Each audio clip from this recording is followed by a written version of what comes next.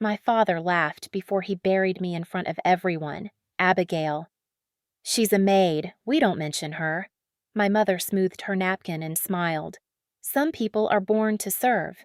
At my sister's engagement dinner, every face turned toward me. I kept my chin level, though my fingers went numb around the water glass. Then the groom's mother leaned across the table and stared. "Wait! You're the woman who—" She stopped. The room fell silent. My father's face turned white. Not because she had mistaken me for someone important, because she knew who I was and what my parents had spent years hiding. Before I dive into the story, hit like and drop a comment telling me where you're listening from. Let me know whether you would have stayed silent at that table or finally let the truth speak for you. I was 33 that fall, old enough to know better than to expect warmth from my family, and still young enough to feel the sting when it never came. From the outside, the Parkers looked polished. My father, Thomas, taught physics at a prestigious university. My mother, Diane, had spent years running a private school. My sister, Lauren, was the success story they told at every Thanksgiving table. Debate trophies, piano recitals, law school, a corner office waiting for her before she had even finished college. I was the daughter who fixed things. When I was 16, our heater died during the coldest week of winter, while Mom arranged flowers for Lauren's debate celebration. I sat on the basement floor with a flashlight between my teeth, my hands black with grease. 2 hours later, warm air pushed through the vents again. Mom looked at my stained sweater and frowned. You could have at least cleaned yourself up before the guests arrived. Dad barely glanced away from Lauren's trophy. You should spend that energy on something that gets you into a good school. That was how love worked in our house. Lauren's talents were achievements. Mine were chores. At 20, I left a business program I hated. Dad called it self-destruction. Mom cut off every dollar of support. I moved into a tiny room in Boston with one suitcase, a folding table, and a window that rattled whenever trucks passed outside. I cleaned hotel rooms at night. The work was hard, but it taught me more than any lecture had. I noticed wasted supplies, broken routines, safety problems no one cared about because the people doing the cleaning were never asked what they saw, so I started taking evening classes, building systems, workplace safety, infection control. I studied on buses, during meal breaks, and at 2 in the morning with my shoes kicked off under the table. Eventually, I began taking small jobs of my own. I told Lauren about my first contract. She said, "That's nice," then spent 20 minutes talking about a partner at her firm. After that, I stopped explaining, not because I was ashamed, because every time I said I was building something, my family heard only one word: cleaning. The afternoon of Lauren's engagement dinner, Mom called. "Please keep things simple tonight," she said. "This evening is about your sister." I promised I would. I arrived in a navy dress, my hair pinned back, carrying no designer bag and wearing no diamonds.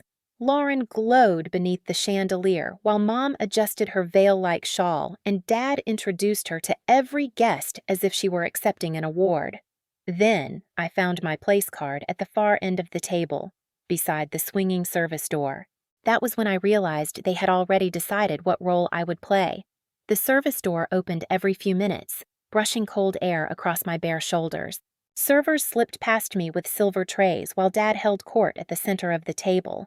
He talked about Lauren's latest case, Ethan's firm, the wedding venue, the people they knew. Every sentence polished the same picture: one daughter had made them proud.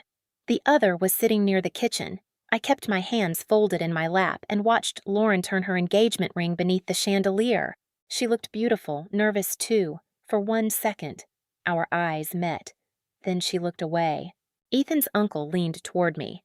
"And what do you do?" "Abigail." I opened my mouth. Dad answered first. He gave a small laugh, the kind he used when correcting a student who had asked a foolish question. "Abigail. She's a maid. We don't mention her."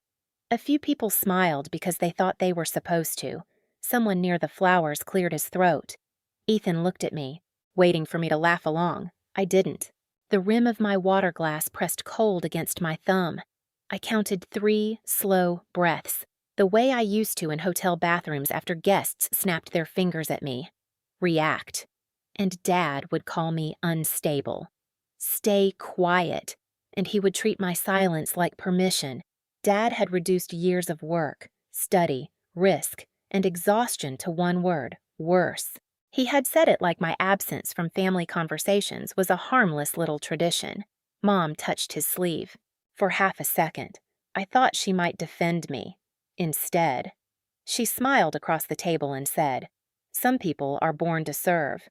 Her voice was soft, almost kind. That made it worse. She explained that I had always preferred practical things, that college had never suited me, that every family needed to accept when one child simply had different limits. Lauren stared down at her ring. I remembered all the times she had told me, "They don't mean it that way." But there she was, hearing exactly what they meant. A server reached between us to replace a plate. One of the small floral stands had shifted near Mom's elbow. Mom glanced at me. "Abigail, could you help her straighten that you know how these things should look?" The server froze. So did I. There it was. Not a misunderstanding, not an awkward joke, a performance. They had invited me so they could place me at the edge of Lauren's perfect evening and remind everyone where I belonged. I slowly stood, adjusted the flowers, and thanked the server by name after reading her tag. When I sat back down, a woman across from me was staring. Rebecca Collins, Ethan's mother. Her fork hovered above her plate. Her eyes moved from my face to the name card beside my glass. Then she leaned forward. "Wait. You're the woman who she stopped." The entire table went dead silent. Dad turned toward her, and the smile slid off his face. For one long second, nobody moved. The air conditioner hummed above us, somewhere behind the service door. A tray rattled. Dad's hand tightened around his wine glass until his knuckles lost their color. My father's face turned white. Then he forced out a laugh. "I'm sure there's been some confusion," he said. "Abigail does ordinary cleaning work, nothing specialized. Ordinary." The word landed harder than the first insult. Rebecca did not answer him. She kept her eyes on me. That was the part Dad did not understand. She was not asking his permission to know me. She was waiting for mine. I looked down at the white tablecloth and saw my own hand resting against it. No grease under my nails now, no cracked skin from industrial soap. But I remembered both. I remembered being 20, standing in my parents' kitchen while Dad told me I had thrown away my future. I remembered Mom sliding my house key across the counter and saying adults had to live with their choices. I remembered the rented room with the rattling window, the ache in my feet after midnight shifts, studying safety regulations on the bus while strangers slept against the glass, taking off my shoes beneath a folding table because my toes had gone numb. All those years, I had imagined this moment. Not the money, not the surprise. The moment they finally saw me, and now that it had arrived. I wanted to disappear, under the table.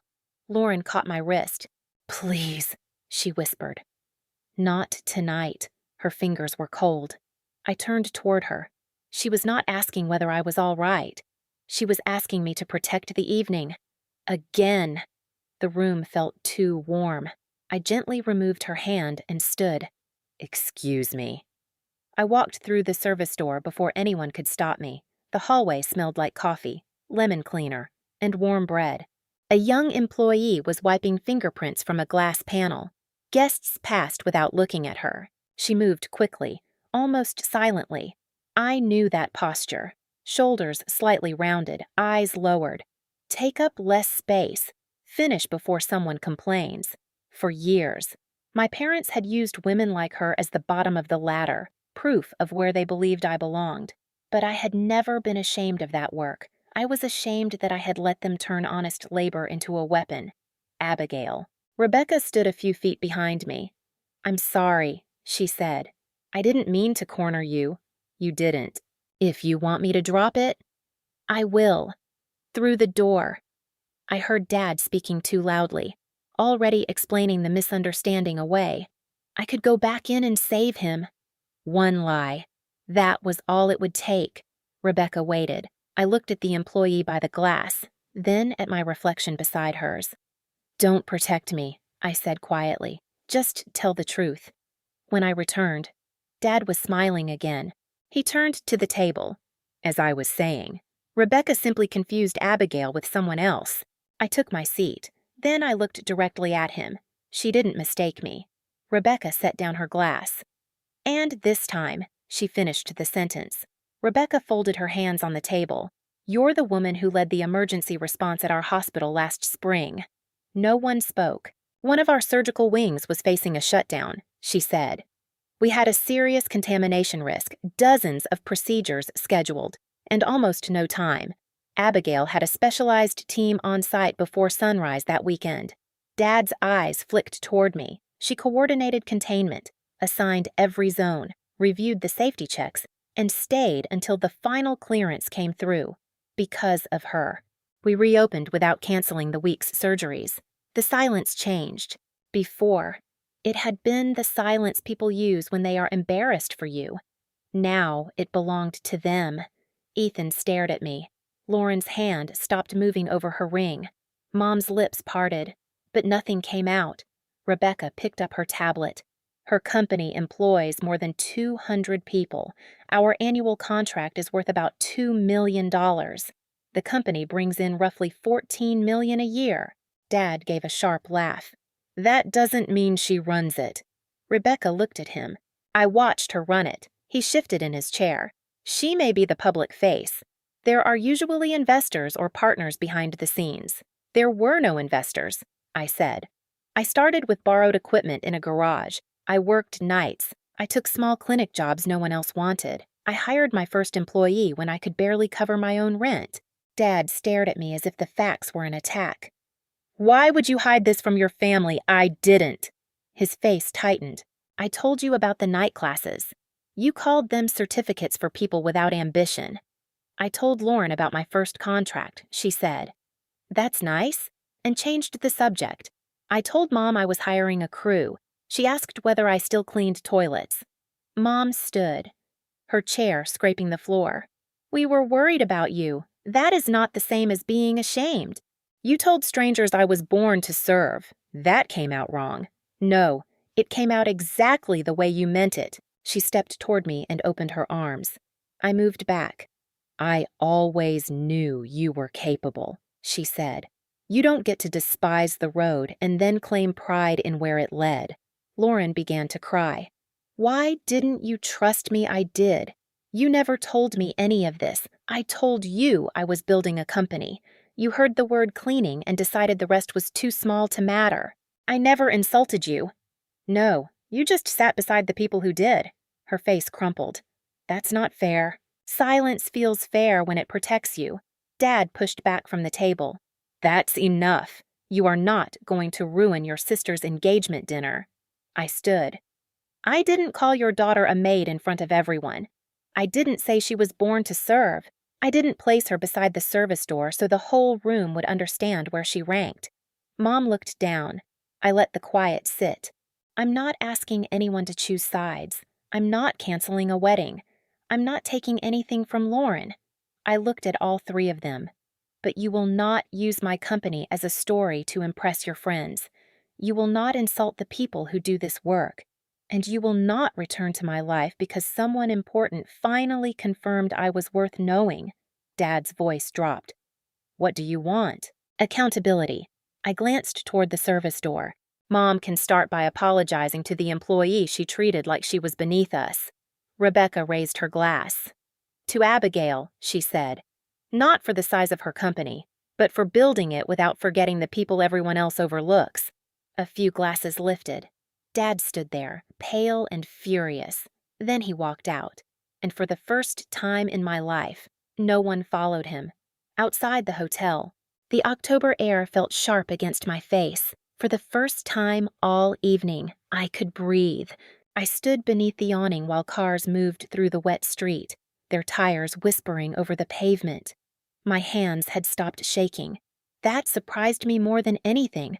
I had spent years imagining what it would feel like to prove my parents wrong. I thought it would feel like winning. It didn't. It felt like setting down something heavy I had carried so long. I had forgotten it was there. The next morning, Dad sent one message. "You embarrassed me in front of people who matter." I read it twice. Then I typed back. "You said those words. I only stopped protecting you from them." He did not respond. Mom sent 7 messages in 2 days. She said I had misunderstood her. She said she had always wanted me to be realistic. She said family should not keep score. I answered once. "When you can tell me exactly what you did wrong without explaining it away, we can talk." A week later, the hotel manager contacted me. Mom had asked him to pass along a written apology to the server she had humiliated.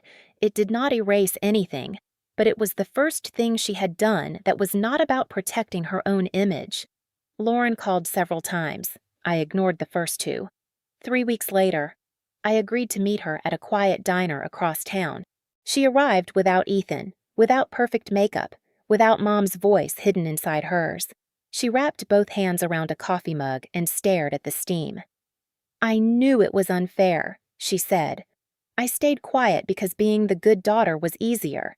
I appreciated the honesty. I did not offer forgiveness. I don't need you to feel guilty," I told her. "I need you to speak when silence benefits you." She nodded, crying without making a scene. For once. I let her sit with the discomfort. Back at work, I passed the framed photo of my staff in the lobby. More than 200 faces. Supervisors, technicians, cleaners, trainers, people with mortgages, children, night classes, tired feet, and plans no one else could see yet. That month, I approved a paid training program for employees who wanted to move into technical and leadership roles, not to prove anything to my parents, to make sure fewer people stayed invisible. On the first day, I watched a new employee fold white towels at a training table. I called her by name. She looked up, surprised. "Thank you for being here," I said, "at Lauren's dinner." White linen had been used to remind me where I ranked. Now it meant something else, a clean beginning. I still did not know whether my family would truly change. But I knew one thing. I would never make myself smaller just to make them comfortable again. I didn't become valuable when my company grew. I was valuable when I cleaned hotel rooms at midnight, when my hands were cracked, and when no one bothered to ask what I was building. Real love does not wait for success before offering respect. And forgiveness does not mean reopening the door before someone takes responsibility. So if your family has ever made you feel small, remember this: you are not the role they assigned you. If this story hit home, share your experience in the comments and hit subscribe so you don't miss the next one.